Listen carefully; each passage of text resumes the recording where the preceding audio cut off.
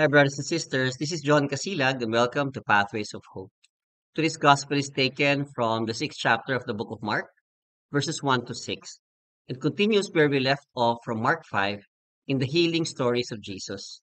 On one hand, we had our stories of awesome, unquestioning, and unrelenting faith in the persons of Jairus, the man from the synagogue who interceded for his sick daughter, and the woman bleeding for 12 years, who declared herself healed if she would but touch the cloak of Jesus.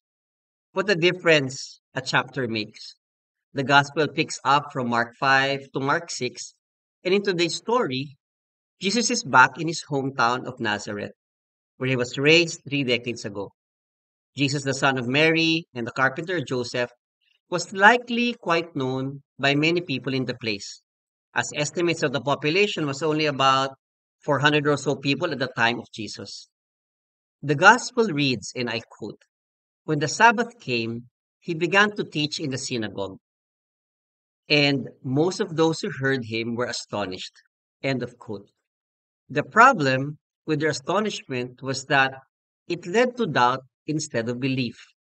The people took offense at him and questioned not only his wisdom and where it came from, but also acted in some condescending way, asking how such wisdom can come from the son of a carpenter.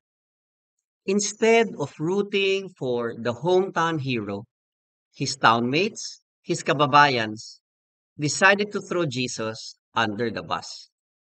Instead of celebrating being in the presence of a learned man, a preacher and a healer, his townmates took offense. And I wonder from what? Perhaps that now Jesus was already wiser than them. Reflect on these accounts.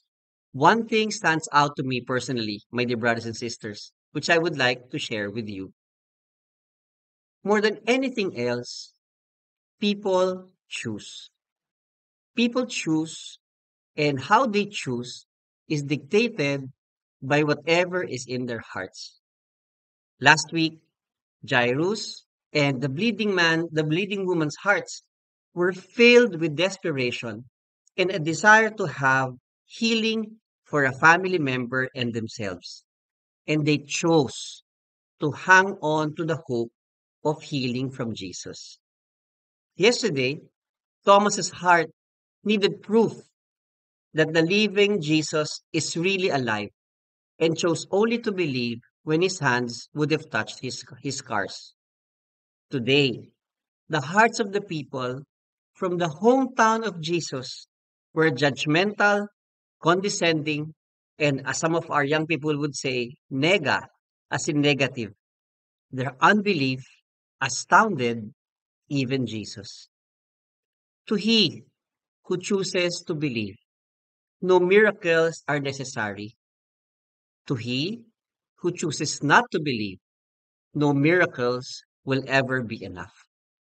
Jesus says it eloquently when he addressed Thomas, who doubted his resurrection in the gospel recently saying, "Because you have seen me, you have believed. Blessed are those who have not seen and yet have believed." Faith, doubt, or unbelief?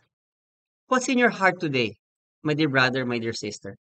Let's pray for greater grace from the Lord to have more of the good and less of the bad in our hearts, so that you and I can choose well, and choose God. And if you're blessed today, do like and share this page so that many more may hear about this great, great, great love of God. Have a great Sunday.